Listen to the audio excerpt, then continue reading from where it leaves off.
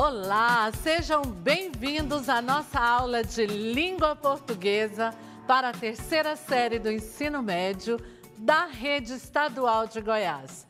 Esse é o projeto Seduc em Ação 2021. Eu sou a professora Joanede Xavier e a nossa aula de hoje é sobre exploração de recursos ortográficos e ou morfossintáticos. Bom, esse conteúdo é muito importante para vocês, estudantes da terceira série do ensino médio. Vamos lá? De olho aqui comigo. Então, nós estamos aqui hoje para explorar os recursos ortográficos e morfossintáticos. Que isso, Joanede? Que palavrão é esse, né? Ortográfico, tudo bem, vem de ortografia, né? De registro, de escrita. Mas e essa coisa aí de morfossintáticos? Bom, morfo é forma. Não é? É formação, é o nascimento da palavra. Ela nasce o quê? Nasce verbo, não é verdade? Ou ela nasce um adjetivo, nasce um substantivo, nasce uma conjunção, nasce um pronome, nasce um advérbio. Então, isso é morfo. Eu estou falando da morfologia, da forma, da origem, do nascimento. Bom, mas e esse outro pedacinho aí, sintáticos? O que é isso? A sintaxe, se a morfologia trata do nascimento de cada palavra, da origem, da formação, como ela foi formada, e ela nasce o quê? Ela nasce verbo? Sim. Ok. A morfologia trata disso. E a sintaxe? A sintaxe trata exatamente do papel que esse substantivo, que esse verbo, que esse pronome, que esse artigo desempenha na vida útil dos discursos que circulam na sociedade. Mas como assim, Joanede? É porque o substantivo, por exemplo, eu posso dizer assim, olha, o papel caiu. O substantivo papel, nesse contexto, nesse discurso que eu acabei de elaborar, a palavra papel, ela assume o papel de quê? O papel de sujeito. Ela é o sujeito desse processo discursivo. Mas, se eu disser assim, ó, comprei o papel, opa! Agora, o mesmo substantivo papel, ele passa a desempenhar um outro papel. E que papel é esse? De objeto, de complemento do verbo. Então, quando falamos em sintaxe, estamos falando nos papéis, os papéis que as classes gramaticais ocupam nos discursos, nos contextos, nas situações comunicativas. E para trabalhar isso, logicamente, existe um ponto de partida, que é o quê? É o descritor do SAEB, que diz assim, é o descritor 19. Ele diz, reconhecer o efeito de sentido decorrente da exploração de recursos ortográficos e ou morfossintático. Agora, não é nenhuma novidade para você esse palavrão que está aí no descritor, não é mesmo? Morfossintático seria aí o quê, Joanede? O que eu acabei de dizer é pegar uma classe gramatical, olhar para essa classe dentro do texto, dentro da situação comunicativa e sentir e compreender, e perceber, e identificar que papel essa classe assume dentro desse contexto, não é verdade? Vamos estudar, vamos que vamos. Comigo na tela, você acompanha eu dizendo que as escolhas que fazemos para a elaboração de um texto respondem às intenções discursivas específicas. Então, assim, quem fala, ele está exatamente escolhendo palavras escolhendo expressões que vão desempenhar papéis específicos para as intenções comunicativas, sejam escolhas de palavras, sejam escolhas de estruturas morfológicas ou sintáticas. Assim, não é por acaso que em certos textos o autor opta por períodos mais curtos, por exemplo. Eu vou escrever períodos mais curtos para dar um efeito de velocidade. Uma outra questão também, que não somente a velocidade, aqui eu trouxe a questão, eu vou escolher períodos curtinhos, frases curtas.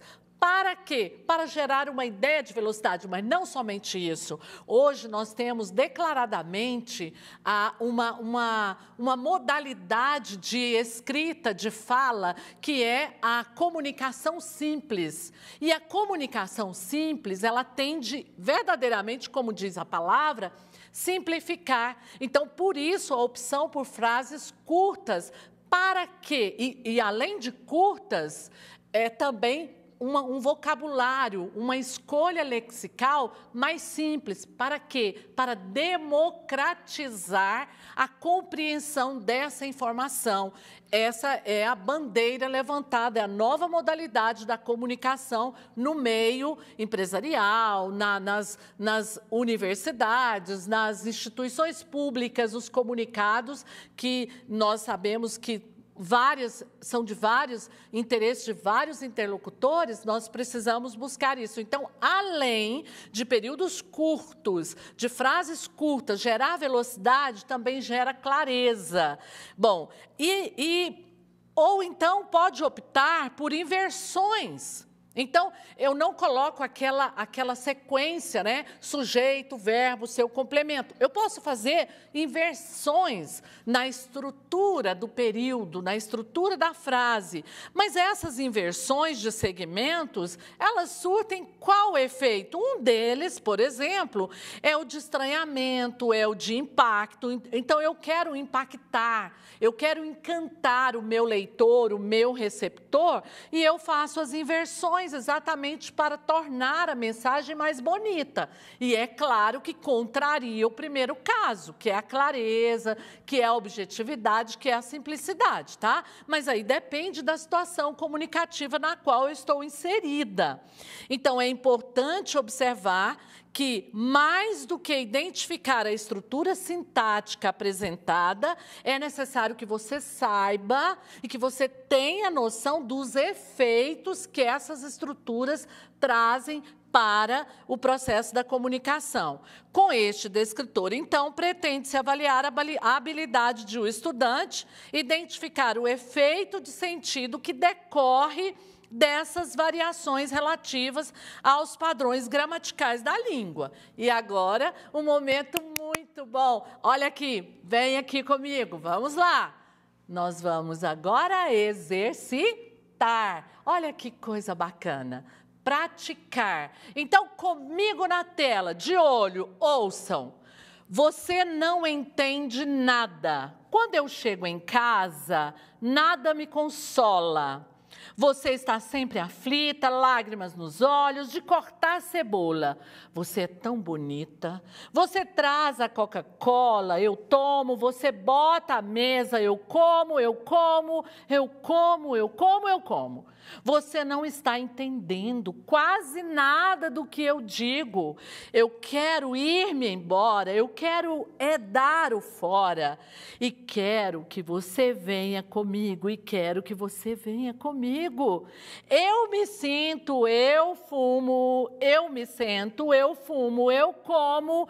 Eu não aguento, você está tão curtida, eu quero tocar fogo neste apartamento, você não acredita. Traz meu café com suíta, eu tomo. Bota a sobremesa, eu como, eu como, eu como, eu como, eu como. Você tem que saber que eu quero correr, mundo, correr perigo, eu quero ir embora, eu quero dar o fora, eu quero que você venha comigo, e vai repetindo esse verso, porque nós sabemos que isso é do Caetano Veloso e trata-se de uma canção.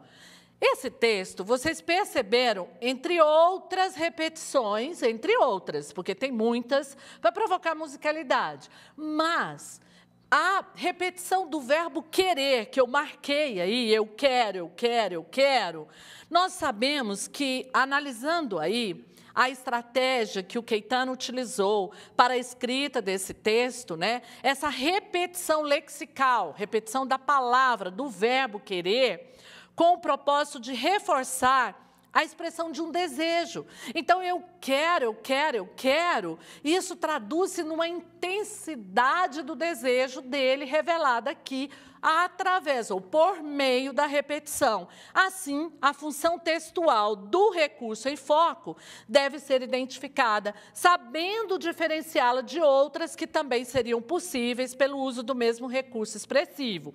A competência de investigar as diferentes funções textuais utilizadas pelo autor com certeza deve ser desenvolvida.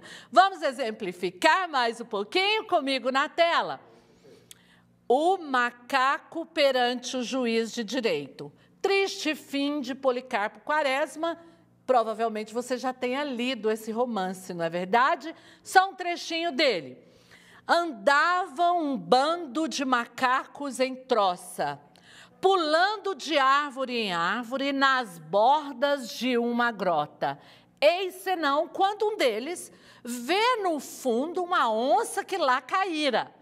Os macacos se enternecem e resolvem salvá-la. Para isso, arrancaram cipós, emendaram-nos bem, amarraram a corda assim feita à cintura de cada um deles e atiraram uma das pontas à onça. Com o esforço reunido de todos, conseguiram içá-la e logo se desamarraram, fugindo. Um deles, porém, não o pôde fazer a tempo e a onça segurou-o imediatamente. Compadre macaco, disse ela, tenha paciência, estou com fome e você vai fazer-me o favor de deixar-se comer. O macaco rogou, instou, chorou, mas a onça parecia inflexível. Simão, então, lembrou que a demanda fosse resolvida pelo juiz de direito. Foram a ele o macaco sempre agarrado pela onça. É juiz de direito entre os animais, o jabuti, cujas audiências são dadas à borda dos rios, colocando-se ele em cima de uma pedra. Os dois chegaram e o macaco expôs as suas razões. O jabuti ouviu e, no fim, ordenou: bata palmas. Apesar de seguro pela onça, o macaco pôde a si mesmo bater palmas. Chegou a vez da onça, também expôs suas razões e motivos. Bata palmas. A onça não teve remédio senão largar o macaco, que escapou, e também o juiz se atirando na água. No trecho, rogou, instou, chorou, o emprego dos verbos indica gradação de ideias. Olha que bacana! Ele vai usar de forma consciente os recursos da língua, os verbos rogar, instar e chorar, exatamente para dar a ideia de gradação. Fala para mim se isso não é bacana. Dicas de Jojo, você vai aqui revisar as classes de palavras, reconhecer os recursos ortográficos, morfossintáticos nos textos diversos gêneros e ler textos diversos gêneros, identificando o efeito de sentido decorrente dessas variações. Até a próxima, galerinha! Forte abraço! É nóis!